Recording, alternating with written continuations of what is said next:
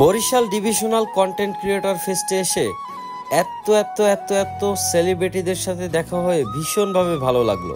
তো বন্ধুগণ, আজকের ভিডিওতে থাকছে বরিশাল ডিভিশনাল কন্টেন্ট ক্রিয়েটর ফেস্টে আমরা কিভাবে গেলাম, আর এখানে এসে কাদের কাদের সাথে দেখা হলো, আর কি কি করলাম, এই সব কিছু।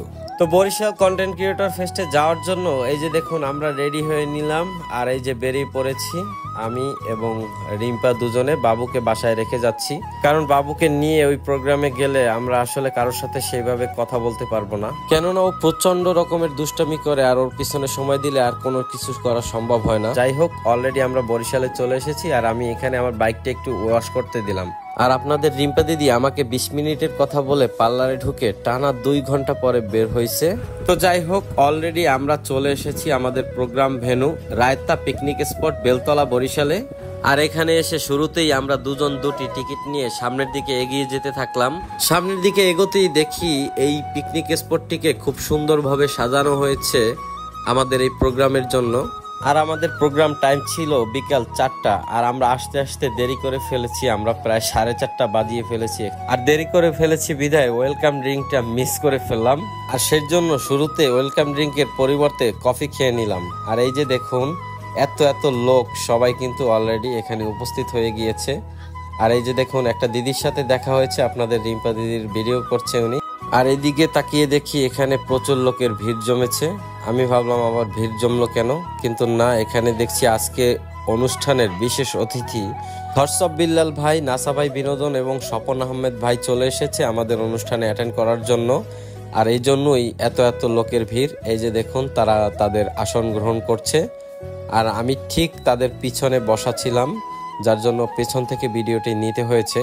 অনেকেই সামনে গিয়ে ভিডিও করেছে, কিন্তু আমি গ্যাদারিং করা খুব একটা পছন্দ করি না। দেখলাম অনেক অনেক লোকজন আছে যারা একটু বেশি গ্যাদারিং করে ফেলছে, এটা আমি একদম পার্সোনালি পছন্দ করি না, যার কারণে পিছন থেকে আমার যতটা আসা সম্ভব সেটাই নিলাম। আর এই যে দেখুন আমরা জাতীয় সঙ্গীতের মাধ্যমে আজকের অনুষ্ঠানটি শুরু করতে যাচ্ছি, তাই সবাই জাতীয় সঙ্গীত গাইছে, সবার সাথে সাথে আমরাও জাতীয় সঙ্গীত গাইছিলাম। আর এরপরে বরিশালের র্যাবের একজন ঊর্ধ্বতন কর্মকর্তা, ড্যাফোডিল ইউনিভার্সিটির একজন শিক্ষক সহ বেশ কয়েকজন বিশেষ অতিথিবৃন্দ আমাদের অনুষ্ঠান সম্পর্কিত কিছু মূল্যবান বক্তব্য দেন, এবং এরপরে শুরু হয়ে যায় আমাদের মূল অনুষ্ঠান। আর আজকের অনুষ্ঠান সঞ্চালনার দায়িত্বে ছিলেন আমাদের সবার পরিচিত মুখ বিনোদন ভাই খ্যাত বনিয়ামিন এবং বিএসএস টিভির কর্ণধার তানবীর ভাই।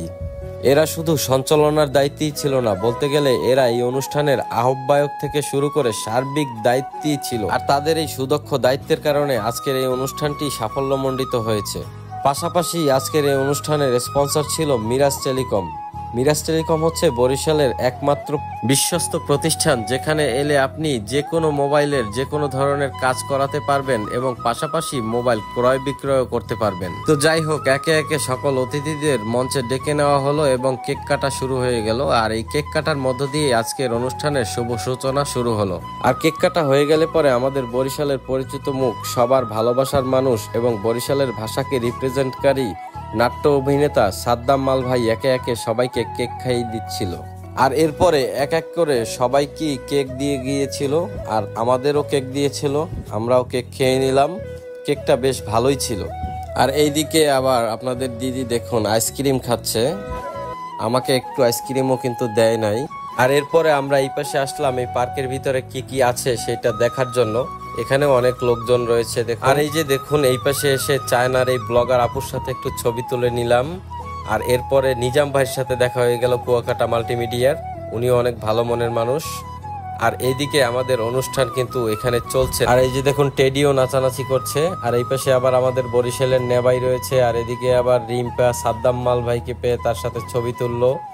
এইদিকে আমাদের বরিশালের যত কন্টেন্ট ক্রিয়েটর আছে তারা ফটো সেশন করছিল, প্রত্যেকটা জেলা আলাদা আলাদা করে ফটো সেশন করছিল। এদিকে আবার এই স্বপন ভাইয়ের সাথে সবাই সেলফি তুলছিল। আর এদিকে আমাদের অনুষ্ঠান কিন্তু জমজমাট ভাবেই চলছে। আর আমার খুব মাথা ব্যথা করছিল, তাই একটু কফি নিয়ে এসে কফি খাচ্ছিলাম আমি আর রিম্পা।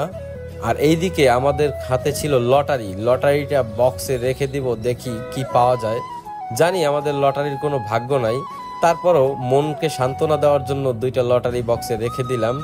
যাই হোক, লটারি টটারি বক্সের ভিতরে রেখে আবার সামনের দিকে এগিয়ে আসলাম। সামনের দিকে এগিয়ে আসতেই দেখি এখানে জমজমাট গানের আসর বসেছে, খুব সুন্দর গান হচ্ছিল, আর আমি সেই গান একটু দাঁড়িয়ে শুনলাম। এরপর এই পাশে এসে দেখি বিল্লাল ভাই আবার এখানে দাঁড়িয়ে রয়েছে, বিল্লাল ভাইয়ের সাথে অনেক লোকজন সেলফি তুলছে। নাচ গানের অনুষ্ঠান কিন্তু চলমান। আর এইদিকে অনুপ্রেরণার আর এক নাম খ্যাত থরসব বিল্লাল ভাই কিছু অনুপ্রেরণামূলক বক্তব্য দিল। আর এদিকে আমাদের ক্ষুধা লেগেছে বিদায় আমরা চলে এসেছি খাবার খেতে, কারণ দুপুরবেলা আমরা খাবার খাইনি ব্যস্ততার কারণে।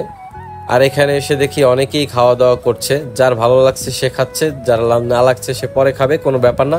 আমরা কিন্তু খাবার নিয়ে অলরেডি খাওয়া শুরু করে দিলাম। কিন্তু বিষয়টা হচ্ছে কি, ওই দিনকার এই বিরিয়ানিটা খুব একটা বেশি ভালো লাগে নাই, যদিও এটা কাচ্চি ভাইয়ের বিরিয়ানি ছিল, তারপরও অনেক ক্ষুধা লাগার পরে খেয়েছি নাকি বুঝলাম না। এদিকে আবার এই যে রিম্পা ক্রেস্ট নিল, ক্রেস্ট টেস্ট নেওয়া হয়ে গেলে পরে আমি আবার মিরাজ ভাইয়ের হাত থেকে ক্রেস্ট নিলাম। ক্রেস্ট নিয়ে তারপরে এই যে নাসাভাই বিনোদনের সাথে দেখা হলো, এরপর আমরা বেরিয়ে পড়লাম। তো এখান থেকে কয়েকটা ছবি টবি তোলার পরে আমরা এখান থেকে চলে আসলাম বাড়িতে। আর এই ছিল আজকের ভিডিও। দেখা হবে নতুন কোনো ভিডিওর সাথে, সে পর্যন্ত সবাই ভালো থাকেন, সুস্থ থাকেন। Tata, bye bye.